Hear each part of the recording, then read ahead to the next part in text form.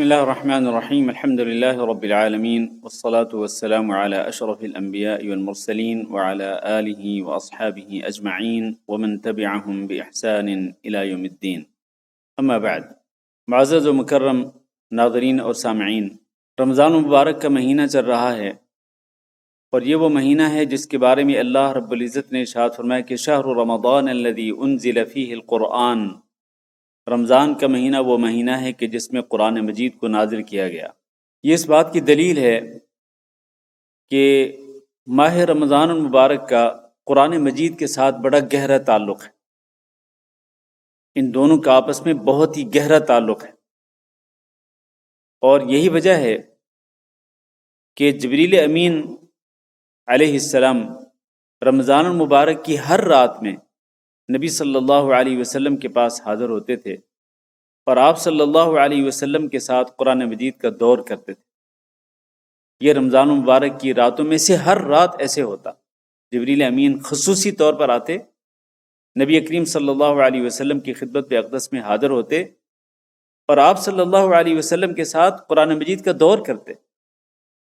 یہ اس بات کی دلیل ہے کہ قرآن کا اور رمضان کا آپس میں بڑا گہرا تعلق ہے، لہذا مسلمانوں رمضان مبارک کے مہینے کے اندر قرآن مجید کا خاص اہتمام کرو، قرآن مجید کی تلاوت بھی کرو، اور اس کے ساتھ ساتھ قرآن مجید کو سمجھنے کی کوشش کرو اور قرآن مجید کی تعلیمات کا گہرائی کے ساتھ مطالعہ کرو۔ قرآن مجید کی تلاوت کرنا، اور تلاوت بھی ویسے کرنی چاہیے جیسے تلاوت کا حق ہے، یعنی قرآن مجید کے الفاظ کی صحیح ادائیگی، صحیح تلفظ ہو، صحیح ادائیگی ہو، صحیح مخارج کے ساتھ قرآن مجید کی تلاوت کرنا، اس کا کتنا اجر و ثواب ہے انسان اس کا اندازہ بھی نہیں کر سکتا ہے۔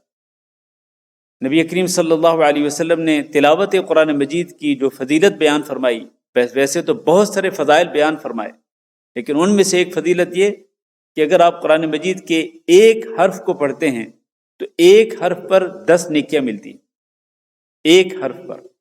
اور آپ صلی اللہ علیہ وسلم نے فرمایا کہ میں یہ نہیں کہتا کہ الف لام میم ایک حرف ہے، بلکہ الف ایک حرف ہے، لام دوسرا حرف ہے اور میم تیسرا حرف ہے۔ وہ ہے کہ الف لام میم پڑھنے پر 30 نیکیاں ملتی ہیں، اس طرح ہر حرف پر 10 نیکیاں ملتی ہیں۔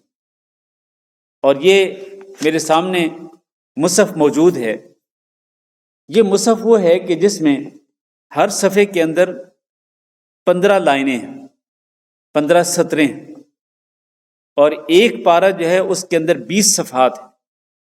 ایک صفحے کے اندر 15 لائنیں اور ایک پارے کے اندر 20 صفحات ہیں۔ ایک محتاط اندازے کے مطابق ہر صفحے میں تقریباً 500 حرف موجود ہیں۔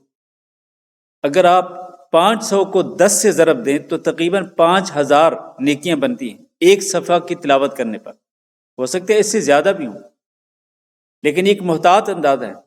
اگر ایک صفحے کی تلاوت کرنے پر 5000 نیکیاں ہیں تو 20 صفحات یعنی پورے ایک پارہ کی تلاوت کرنے پر آپ کو 1,00,000 نیکیاں ملیں گی۔ آپ تصور کر سکتے ہیں پورا قرآن مجید ختم کریں گے تو 30 لاکھ نیکیاں، یہ اس سے بھی زیادہ۔ تو انسان زیادہ سے زیادہ قرآن مجید کی تلاوت کر کے اتنی زیادہ نیکیاں کما سکتا ہے۔ اور سلف صالحین تو قرآن مجید کے لیے فارغ ہو جاتے تھے، رمضان المبارک کے مہینے کو قرآن کے لیے خاص کرتے تھے، حتیٰ کہ علماء اور طلاب العلم باقی علمی سرگرمیاں چھوڑ دیتے تھے اور صرف قرآن مجید کی تلاوت کا اہتمام کرتے، اور ساتھ ساتھ قرآن مجید کے اندر تدبر کا اہتمام کرتے۔ اور نبی کریم صلی اللہ علیہ وسلم نے ارشاد فرمایا کہ اقرأ القرآن، قرآن کو پڑھا کرو، فإنه يأتي يوم القيامة شفيعا لأصحابه، اس لیے کہ یہ قرآن مجید قیامت کے دن آئے گا تو اصحاب القرآن کے لیے شفاعت کرے گا۔ اصحاب القرآن کون ہیں؟ وہ قرآن پڑھنے والے، قرآن مجید کے اندر غور کرنے والے، تدبر کرنے والے، اور پھر قرآن مجید پر عمل کرنے والے، کیونکہ صرف پڑھنا اور تدبر کرنا کافی نہیں ہے۔ یقیناً اجر و ثواب بہت زیادہ ہے، لیکن یہ کافی نہیں۔ پڑھنے اور سمجھنے کے بعد، غور اور فکر اور تدبر کرنے کے بعد، اس قرآن مجید کے اندر جو تعلیمات ہیں اللہ رب العزت کی، اللہ کے احکامات ہیں، ان کو عملی جامہ پہنانا ضروری ہے، ان پہ عمل کرنا ضروری ہے۔ تو قرآن مجید ان اصحاب القرآن کے لیے جو ان ساری چیزوں کو جمع کرتے ہیں، تلاوت بھی، تدبر بھی اور عمل بھی، تو قرآن مجید ان اصحاب القرآن کے لیے قیامت کے دن شفاعت کرے گا، اور اللہ رب العزت قرآن مجید کی شفاعت کو قبول فرمائے گا۔ اور جو اہل القرآن ہوتے ہیں وہ اللہ کے خاص لوگ ہوتے ہیں، اہل القرآن، قرآن پڑھنے والے اور قرآن مجید میں تدبر کرنے والے اور قرآن مجید کی تعلیمات پہ عمل کرنے والے، یہ اہل القرآن اللہ کے خاص لوگ ہوتے ہیں۔ لہٰذا ہم سب کو اللہ کے خاص لوگوں میں شامل ہونا چاہیے۔ یاد رہے کہ صرف قرآن مجید کی تلاوت کافی نہیں، یقیناً اجر و ثواب کا باعث ہے، بہت زیادہ اجر و ثواب، لیکن ساتھ ساتھ اس کو سمجھنا بھی ضروری ہے۔ اللہ تعالیٰ نے قرآن مجید میں ارشاد فرمایا افلا یتدبرون القرآن، کیا یہ قرآن میں تدبر نہیں کرتے؟ ام علی قلوب اقفالها، یا ان کے دلوں پہ تالے پڑے ہوئے۔ ھذا کتاب انزلناہ الیک مبارک لیدبروا آیاتہ، یہ وہ کتاب ہے، بابرکت کتاب، جس کو ہم نے آپ کی طرف نازل کیا، اس لیے نازل کیا کہ تاکہ یہ اس کے اندر غور و فکر کر سکے۔ اور ایک جگہ پہ فرمایا لیتذکر اولو الالباب، عقل والے اس سے نصیحت حاصل کریں۔ تو یہ کتاب نصیحت ہے، یہ کتاب حکمت والی کتاب ہے، عظیم کتاب ہے قرآن مجید۔ لہذا اس کے اندر غور و فکر کریں، قرآن مجید کو سمجھنے کی کوشش کریں۔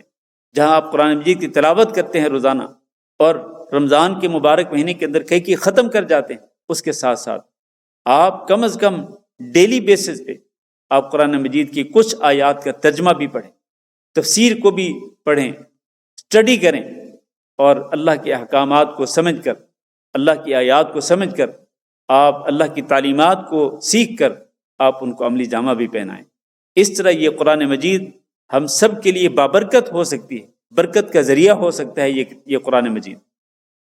ہم اپنی زندگیوں کے اندر برکت لا سکتے ہیں، ہم اپنے گھروں کے اندر برکت لا سکتے ہیں، اپنے اہل و عیال کے اندر برکت لا سکتے ہیں، اپنے کاروبار کے اندر، اپنی جاب کے اندر برکت لا سکتے ہیں، دن اور رات کے اندر ہم برکت لا سکتے ہیں، ہم اپنی پوری زندگی کو بابرکت بنا سکتے ہیں اس قرآن مجید کی برکتوں کے ساتھ۔ لہٰذا ہمیں اس قرآن مجید کا اہتمام کرنا چاہیے، اور اس کی تلاوت کے ساتھ ساتھ اس میں تدبر بھی کرنا چاہیے۔ اللہ تعالی ہم سب کو اس کی توفیق دے۔ وصلی اللہ وسلم علی نبینا محمد وعلی آلہ واصحابہ اجمعین۔